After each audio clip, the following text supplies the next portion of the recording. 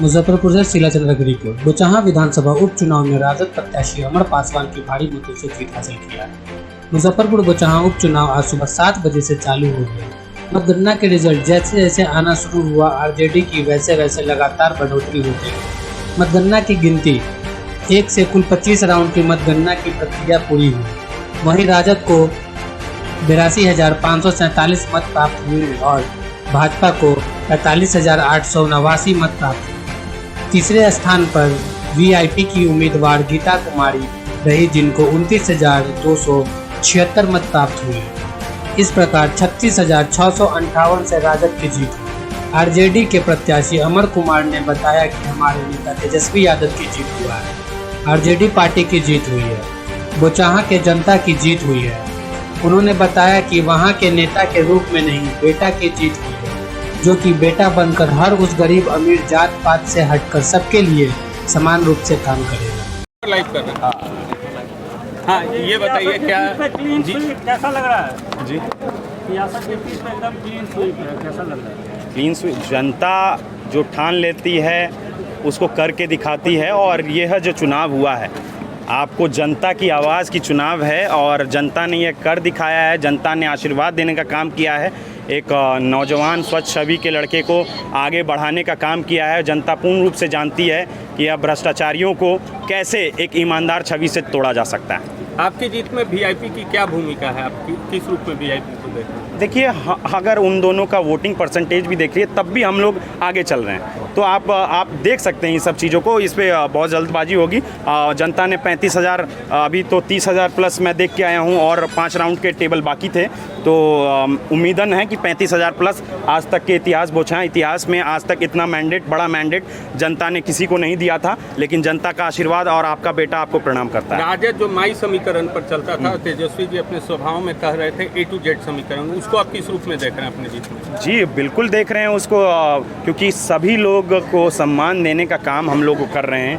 और मैं आपके माध्यम से बताना चाहूँगा जनता के बीच में कि हम नौजवान आपका सम्मान के लिए ही, आगे आपके अधिकार के लिए ही यहाँ पे आए हैं। और ख़ासकर मैं निवेदन करूँगा कि मेरे माध्यम से आज जो आपने बोचहां में यह कमाल करके दिखाया है, तो कहीं ना कहीं मैं चाहूँगा कि हमारे माध्यम से ही ये सरकार में आप हम पे भरोसा जताते हुए पूरे बिहार में ऐसा समीकरण आप बैठाना काम करेंगे। बरकरार रही, उस पर क्या करिए?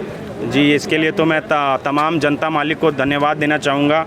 उनका आशीर्वाद प्राप्त हुआ और कहीं ना कहीं इतना बड़ा रण जो हमारे लिए तैयार किया गया था, तो उन्होंने ही इस चीज़ को धूमिल करके, ध्वस्त करके मुझे आज यहाँ विजय रथ पे मुझे बैठाया है। आप लगातार जनता में बने रहे हैं, इस पूरे जितना भी समर्थन आपको मिला, इसकी खास वजह आप क्या मानते हैं? जनता के बीच में समर्थन, क्योंकि मैं जनता के बीच में ही रहा हूँ। और बाबू, लोग शहर से, गांव से शहर जाते हैं, लेकिन मैं शहर से गांव आया हूँ। तो ये बाबूजी की सीख रही है कि बेटा, सामाजिक जीवन आपके लिए बहुत महत्वपूर्ण है। परिवार, सामाजिक जीवन, आप इसको जोड़ के चलें। तो कहीं ना कहीं उनकी ये जो सीख है, आज मुझे बहुत बड़ी सीख मिली है। आज जनता के द्वारा भी जो मुझे मैंडेट दिया गया, इतना बड़ा मैंडेट दिया गया है, तो कहीं ना कहीं मैं उनका धन्यवाद देना चाहूँगा। बेरोजगारी, महंगाई, शराबबंदी, ये कितना ज़्यादा इफेक्टिव है? शराबबंदी कहाँ से आ गया इसमें? देखिए, बुनियाद बढ़ा है, मुस्लिम और यादव समीकरण की बात आ रही थी सामने में कि त्रिकोणीय समीकरण है। इस पर आप क्या कहेंगे?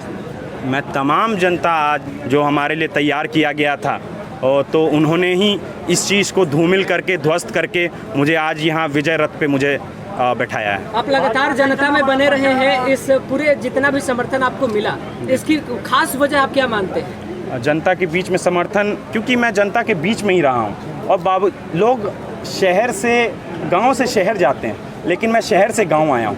तो ये बाबूजी की सीख रही है कि बेटा, सामाजिक जीवन आपके लिए बहुत महत्वपूर्ण है। परिवार, सामाजिक जीवन, आप इसको जोड़ के चलें। तो कहीं ना कहीं उनकी ये जो सीख है, आज मुझे बहुत बड़ी सीख मिली है।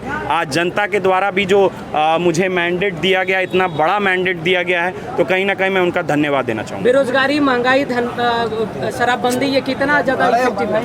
शराबबंदी कहाँ से आ गया इसमें? देखिए, बुनियाद बढ़ा है, मुस्लिम और यादव समीकरण की बात आ रही थी सामने में कि त्रिकोणीय समीकरण है। इस पर आप क्या कहेंगे?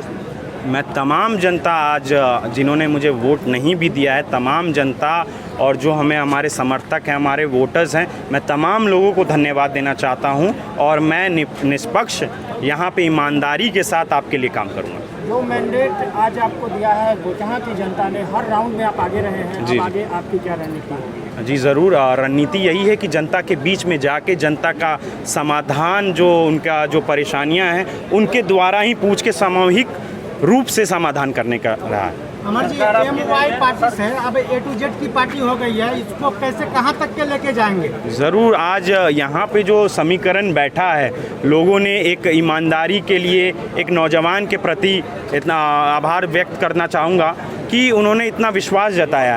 तो मैं आप लोग के माध्यम से उन तमाम जनता को भी कहना चाहूँगा कि यह भरोसा जताते हुए एक नौजवान और तमाम हमारी पार्टी में विश्वास जताएं, आपको मान सम्मान देने का काम हमारा है। सरकार आपकी नहीं है, जी। जो वादे अपने बोचहा की जनता से किए थे चुनावी सभाओं में, उन्हें पूरा करने में कितनी परेशानी आपको होगी, क्योंकि सरकार आपकी नहीं है? सरकार जो हमारे पास है अवेलेबल है। मैं तो आपको शुरू से भी, अभी इससे पहले भी कह चुका हूँ, जो पूर्व में जो यहाँ पे सत्र लगा, विधानसभा का सत्र लगा, सभी नेतागण यहाँ पे आए। मैं उनसे निवेदन करना चाहूँगा कि जिन जनता ने उन्हें जिता के आगे सदन तक भेजने का काम किया है और उन्होंने उस 10 दिन 15 दिन का दुरुपयोग करते हुए बोचहा विधानसभा में अपना जो काम किया है, यहाँ पे आके लोगों को भ्रमित करने का काम किया है, मैं उन तमाम मंत्री, केंद्रीय मंत्री से निवेदन करना चाहूँगा कि आप अब अपना विश्वास जताते हुए, जो आपने जनता के ऊपर भरोसा मतलब उन्हें बातें बताई थी, उसमें पुनः आपका योगदान करने का समय आ गया है।